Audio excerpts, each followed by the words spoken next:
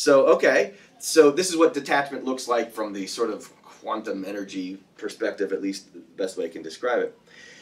Or really more neuroscientific. The book's about the nature of mind and what is your mind. And how most of us think our minds are us. We think our thoughts are us. The hardest thing to detach from is that, because you're not your thoughts. And yet your thoughts seemingly define you. They define you so well, like your gender does and your age does and your race and all that kind of stuff. You're not even your thoughts. That's so hard. That's so hard. But when you learn how to let go of that, it's the frog's head exploding. You guys missed that. I'll have to tell you later. But it's the most mind-blowing thing when you come to the realization you're not even your thoughts. Not only you're not your thoughts, you can't control your thoughts. And that's why we have mental health issues and addiction issues and all that kind of stuff. Why is that? Because you have you, which is this soul thing, consciousness, whatever it is, however you want to conceptualize it. And then you have this experience where you cross into the physical dimension, Higgs boson, God particle, all that kind of stuff. E equals mc squared. At some point, the consciousness aspect, soul aspect of you, crosses this threshold, this is from the book, and up pops a physical experience that actually works like a mirror your entire life. A physical experience for you to have that's a reflection of what your soul is. It pops up. Mind is what happens when consciousness shoots through something called brain. Right? Brain is physical slab. Brain is physical world experience. Brain is flesh. And if you channel consciousness through it, this thing called mind pops up. The way I'm using mind is actually more along the lines of when you use your mind for your thoughts. The idea is to get that which we obsess over on the flesh and put it on the right side, on the correct side of this, which is to say, where do your thoughts come from? I'll be a little more specific there. I'm used to, from a mental health perspective, always talking to people about detaching from your thoughts. Right. So, I'm bad, I'm good, I'm rich, I'm poor, I'm gay, I'm straight, and all these labels that we give are all mental labels, and all of them are physical aspects, something that you got taught. But they're thoughts, too. Well, what are thoughts? Thoughts are decidedly relative experiences and physical focus when they're creating pain, right? That's where the ego comes into play.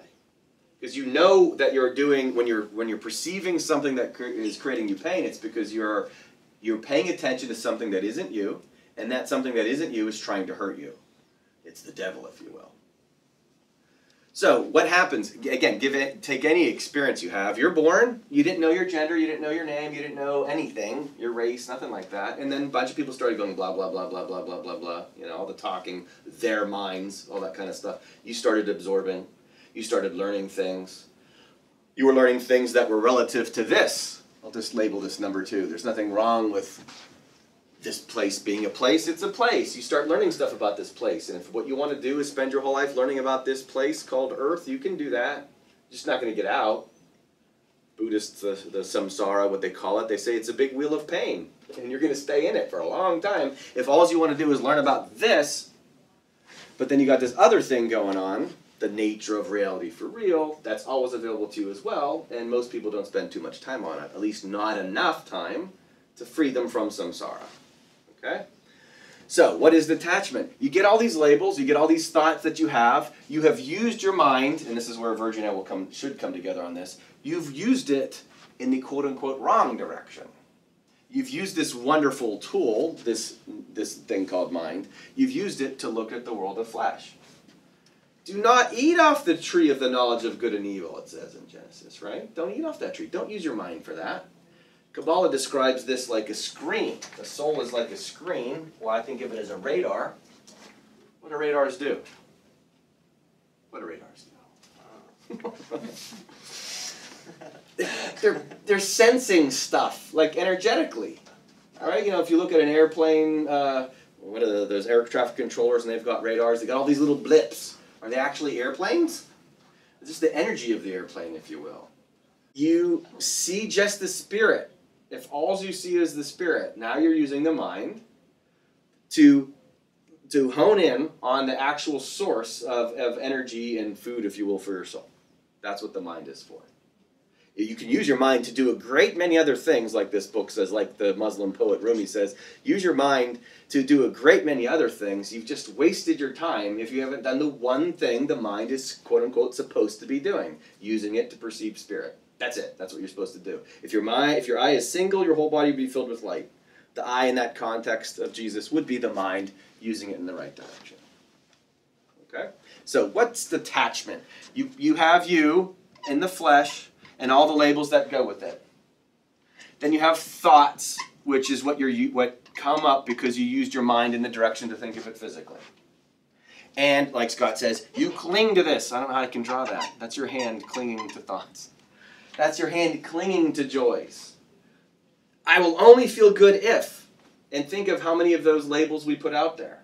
I will only feel joy if the penguins win the Stanley Cup, if I get this job, if this girl says yes to me, if I can have a baby or not have a baby. And I'm sad because this didn't happen. Also the case. And I'm going to be sad the rest of my life because of this. And we buy into that. We buy into it. Why? Because a bunch of other minds around us are doing the same thing. That's entanglement. It's societal pressure. And here's the thing. It doesn't work. That's not effective. When you detach and you start to practice this idea of, wait, maybe I'm not those things.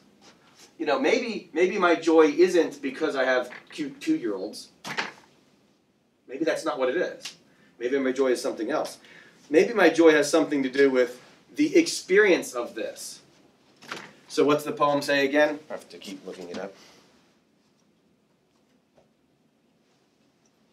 He who kisses the joy as it flies lives in eternity's sunrise. Now I'm not over-identifying with anything. I'm recognizing it as an experience, right? My kids, just everybody that goes through parenting or relationships or whatever, they're going to be this size and then this size and their size, and they're going to end up dead just like me. We all are going to do that.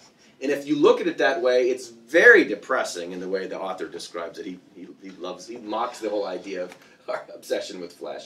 It's really silly when you really think about it. So then why would you hold on to something that's a doomed loser of an idea? When you let go of it, this is where the spirit rushes in. So this side of it actually enters. Good way to think of it. That space or in the gap between you and your thoughts. You have this experience, an opportunity to experience this thing called joy or spirit.